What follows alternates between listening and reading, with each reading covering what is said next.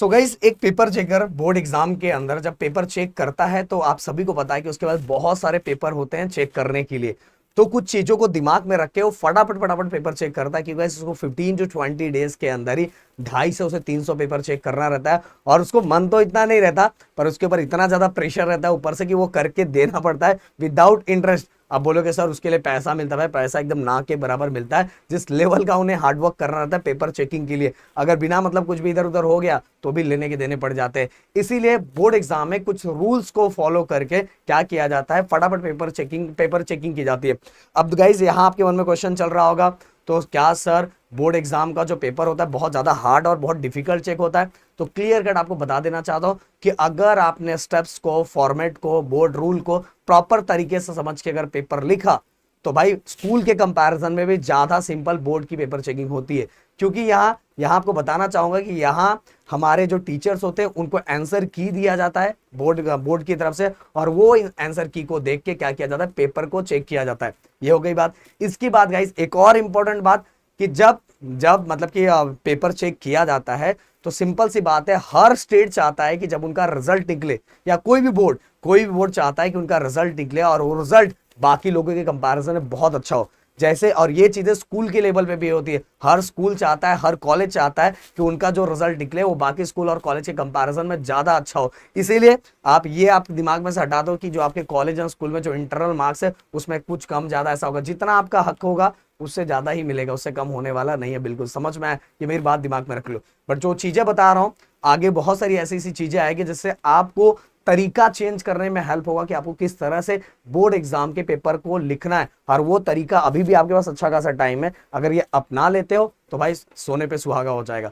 और इसी के साथ ही गाइज आप सभी को जैसे हमने बताया कि हमारे ऐप पे प्रदीप गिरी एकेडमी ऐप, जिसका लिंक डिस्क्रिप्शन में दिया हुआ है, ऑलरेडी कल ऐप वाले प्राइस उसको अप करने वाले, तो बोले सर अब हैंडल नहीं किया जा रहा इतना ज्यादा, तो अप करने वाले, पर न्यू ईयर नजदीक है, नया साल नजदीक है, इसीलिए मैंने अपने मुझे ऐसा लगा कि जिन बच्चों को ज्यादा रिक्वायरमेंट है ऐसे 200 बच्चों के लिए अभी भी हमने प्राइस वही रखा है।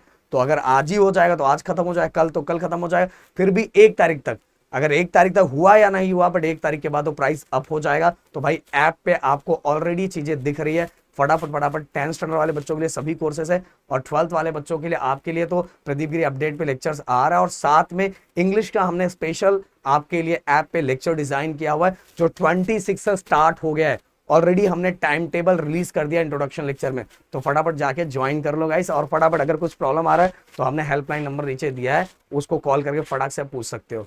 तो एक एक बात है। सबसे पहली बात, अगर आप पेपर लिख रहे हो, बोर्ड का पेपर लिख रहे हो, तो उसके अंदर रोल नंबर को लिखने का 2 तरीका होता है। सबसे पहले आपको वर्ड्स में भी लिखना रहता है और वर्ड्स के साथ नंबर में ही लिखना रहता है, और बहुत सारे बोर्ड में तरीका अलग अलग होता है। तो जिस बोर्ड में जिस तरह का तरीका उसको आपको अपनाना पड़ेगा।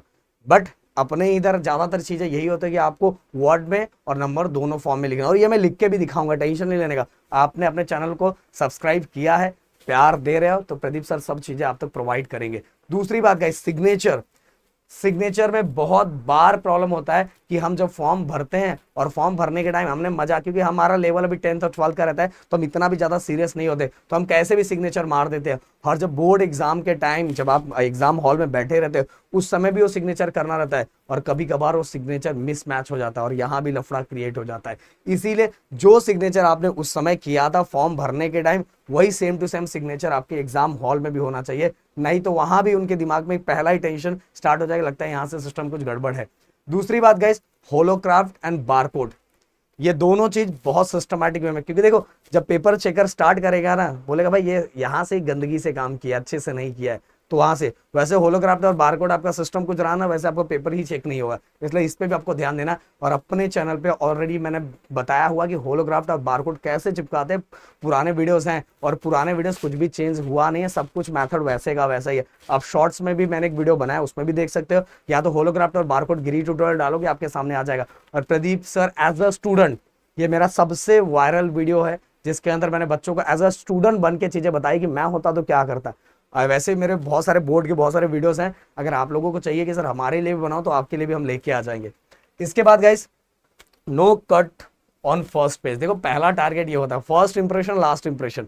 बहुत सारे बच्चे क्या करते हैं कि देखो एग्जाम में बहुत सारे बच्चों का, अभी मेरे मेरे ऐप पे मैंने एक दो बच्चों का सुना, उनका कहना ये था कि सर मेरा जो हैंड राइटिंग है ना बहुत ज्यादा खराब है।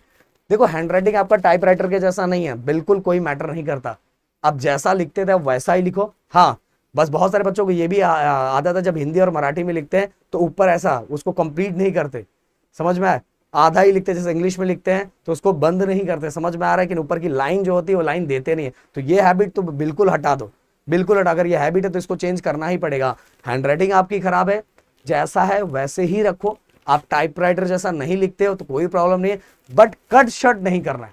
अगर कट शर्ट कर रहे हो तो एग्जामिनर के दिमाग में पहले ही बैठ जाता है, भले आपने पूरा पॉइंट लिखा, 4 पॉइंट इसने भी लिखा, 4 पॉइंट आपने लिखा और एग्जाम में 4 ही पॉइंट चाहिए, फिर भी एग्जामिनर के दिमाग में बैठ जाएगा कि इसने कट किया, तो वो आधे आधे या एक एक मार्क्स आपको उड़ाता चला जाएगा और वो पूरे पेपर में यही चीज करेगा। इससे अच्छा है कि आप उसको पहली बात, वो जो क्लू होता है ना वही कट शर्ट होता है, पहले आपने उसको इंडिकेशन दे दिया भाई मेरे भी हाफ मार्क्स उड़ा दो। तो आपकी तैयारी अभी से ऐसी होनी चाहिए कि आप पेपर में कट शर्ट ना करो। अगर कट शर्ट करना भी है, अगर आपको ऐसा लग रहा है कि मुझे कट शर्ट करना है, तो भाई जो आपका कट शर्ट होना चाहिए ना, जैसे आपने ये लिखा है ऐसे करके ऐसा, तो ये बस एक बार करो, ऐसा ऐसा ऐसा ऐसा मत करो, बहुत ज्यादा इंप्रेशन इतना खराब जाता ना, इतना खराब इंप्रेशन जाता है कि मैं क्या ही बताऊं। तो ये, हाँ एक मिनट रुको मैं इसको इरेज कर दूं। ओके, तो ये इंप्रेशन बहुत ज्यादा खराब जाता है, ये आपका बिल्कुल नहीं जाना चाहिए। अगर ये गया तो फर्स्ट पेज, मैं तो फर्स्ट पेज पे लिखा हूं, पर लास्ट पेज तक ये चीजों को सबसे ज्यादा बचा के रखना है कि आपको कट शर्ट बिल्कुल नहीं करना है। ये बहुत बेकार इंपैक्ट, भले आपका आप क्लास के टॉपर और बोर्ड में थोड़ी किसी को पता है, आपने वो किया वहां आपके मार्क्स उड़ना स्टार्ट हो गए। इसके बाद guys, attempt all the question sequence wise. बहुत सारे बच्चों को हैबिट होता है कि वो क्वेश्चन नंबर 1 का फर्स्ट सेकेंड थर्ड यहाँ किए, फिर लास्ट में थर्ड पेज पे किए, फिर फोर्थ पेज पे किए।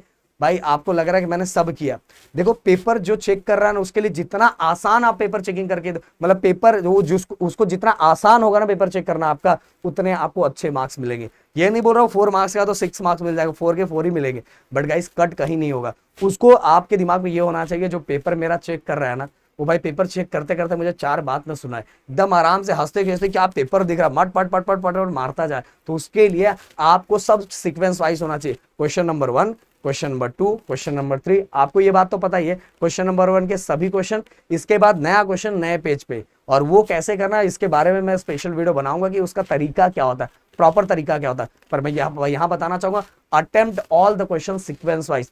अगर क्वेश्चन नंबर 1 में क्वेश्चन नंबर 1 दिया हुआ है, उसके अंदर A B C ऐसा दिया हुआ है, और आपको ऐसा डाउट है, आपको इस तरह का डाउट है कि मेरा जो A B C है क्वेश्चन नंबर 1 का, इसके अंदर A मुझे आता है और मुझे ये दोनों में डाउट है, तो सबसे पहले आपको ये क्लियर कर लेना कि ज्यादा आपको किसमें अच्छा आता है, तो जिसमें ज्यादा अच्छा होता है वो लिख देने का।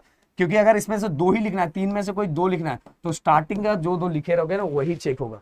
ऐसा नहीं कि आप तीनों के तीनों लिख लोगे, टीचर ये भी थोड़ा सही है ये भी थोड़ा सही है, तो टीचर को ज्यादा जो अच्छा लगे उसका मार्क्स देंगे, ऐसा कुछ नहीं है, स्टार्टिंग के ही दोनों चेक होंगे। तो ये चीजें आपको पता रहना चाहिए, बहुत कम लोगों को पता है और बहुत कम लोगों को समझ में आता है।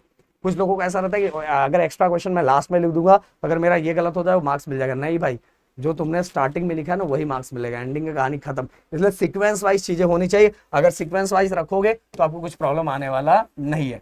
अब चलते आगे, अगला, right the answer point wise. देखो लैंग्वेजेस को छोड़ के बाकी लैंग्वेजेस में तो पैटर्न फॉलो कर रहा है, जितने पैटर्न है, राइटिंग स्किल का पैटर्न, ग्रामर का पैटर्न, बाकी सभी चीजों को, पर जिसमें पॉइंट वाइज चीजों को लिखना है ना उसको पॉइंट वाइज लिखो।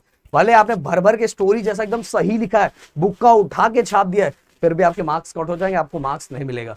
जिसमें जैसा भी साइंस हो गया, एसएसटी हो गया, इस सभी में पॉइंट वाइज चीजों को लिखने का। और मैथ में अगर लिखना है तो मैथ में बॉक्सेस बनाओ, अंडरलाइन करो, जहां मेन पॉइंट मिला उनको बॉक्सेस बनाओ, ये सभी चीजों को फॉलो करना है। और अगर आपने साइंस और एसएसटी में पॉइंट वाइज लिखा, एक पॉइंट कहीं कम भी हो गया और उस पॉइंट को आपने बना के लिख दिया तो भी आपके मार्क्स मिल जाएंगे। हो सकता है 4 पॉइंट लिखना है, 3 पॉइंट आपने सही लिखा और 1 पॉइंट आपको नहीं आ रहा, पर उसी चैप्टर का कुछ आपने लिख दिया तो भी हो जाता है। साइंस में डायग्राम्स आपने बना दिया, पॉइंट वाइज चीजें लिख दिया, अगर हो सकता है उसमें बहुत कम आता है पर डायग्राम आपको याद है, तो डायग्राम से रिलेटेड कुछ पॉइंट्स आपने लिख दिया तो वहां भी काम हो जाता है। ये सभी चीजें याद रखना, दिमाग में रखना। इसके बाद पेन और पेंसिल के बारे में बताऊंगा, बहुत सारे बच्चों को डाउट है कि किसमें पेन और पेंसिल क्या करना है, उसके बारे में स्पेशल वीडियो आएगा।